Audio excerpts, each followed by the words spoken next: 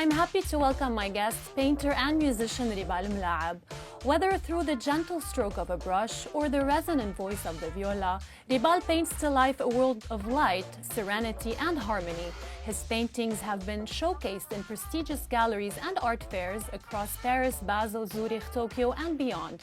As a global touring viola player and founder of the Molaeb Festival for Chamber Music in his hometown of Mysore, he continues to celebrate art in all its forms. Ribal, welcome to This Is Art. It's a pleasure to have you on the show. Thank you for having me, Lea. Ribal, you grew up in a deeply creative environment with your father, the acclaimed Lebanese artist Jamil Molaeb. When did that passion for painting begin? Since my very early childhood memories, I had direct contact with colors. So I grew up in my father's studio around paintings. I saw him mixing colors, preparing canvases. So it was a very natural thing for me to see a painter painting. And later on, a few years, when in my teenage life, I started helping him in his studio, working as an art assistant, preparing the paintings, learning how to compose, how to mix the colors, etc.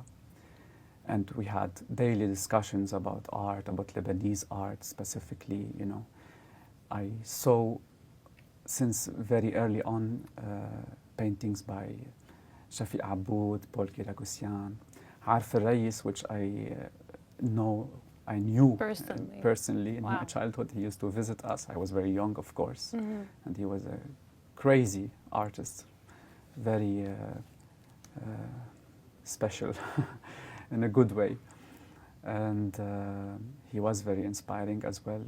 So I was in this circle of art, talking about art, discussing art, learning about painting.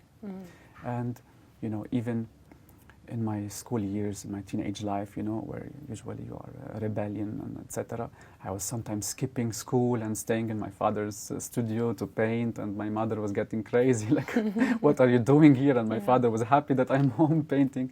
So I had this kind of romantic artist beginning, since very early years. And when did you start publishing your work? Well, I never published any painting. I never painted a real painting, maybe some few exceptions, in my teenage life, because I was just this guy who helps his father. Now, at age 17, I left Lebanon, which was a very good move, to be away from the family, to study music in Salzburg. And then I went to Vienna. And in my mid-early 20s, when I was 23, 24, I found myself going back to painting just like a person goes back to his hometown, to his home village, to his mother language. And I started painting intensively and suddenly, a lot. It was like the will and the need to paint was being fermented in me like a volcano, but I was not doing it because I was busy studying music, which is a very serious discipline, which requires a lot of time, a lot of practice, a lot of seriosity, and nothing else. But when I turned 23, 24, in Vienna, away from my father, missing my home, I started painting like crazy. And how would you describe your visual language? What inspires you the most?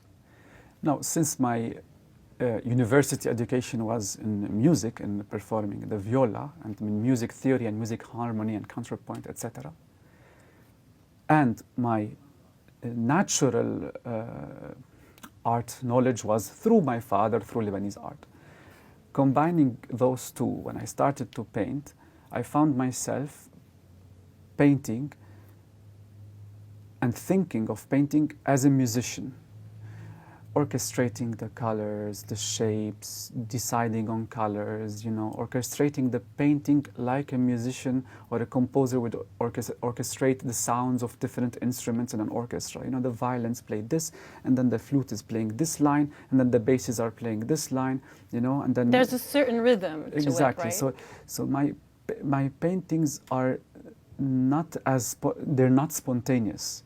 they are very well thought, a bit like an architect, you know, with putting shapes around, trying to design a composition, which from my father I learned a lot about composition from him. All my abstract works goes back to his way of thinking about composition. We see a lot of light, a lot of harmony, a lot of serenity, right? Yes, and this started to happen later. First, I was very serious, wanting to be serious, to create a very well-structured painting, you know, thinking of Arif al-Rais, thinking of Shafiq Aboud, how they were very masters of abstract painting composition. But later, I found myself wanting to eliminate all the unnecessary elements in a painting because I felt that I want less talking, less clutter, fewer words, more light, more warmth, more meaning, with less materials and less elements in the painting.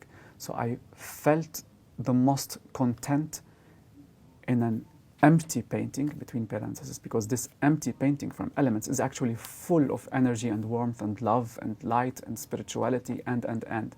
But it's, when you look at it, you think it's a very simple painting. But I found myself very content and very calm in this art of painting. We see a lot of landscapes in your work, and you've painted in Lebanon, you've painted in Switzerland, and places tend to carry certain energies. Do you feel like a place like Lebanon carries a different energy than a place like Switzerland? I think in my case, I use the landscape or the seascape or the skyscape as an excuse to communicate my goal in painting. It happens that landscape is the most human thing, is the most thing we see, you know. And I do not think that it's my painting changes in Switzerland or in Lebanon or in Japan.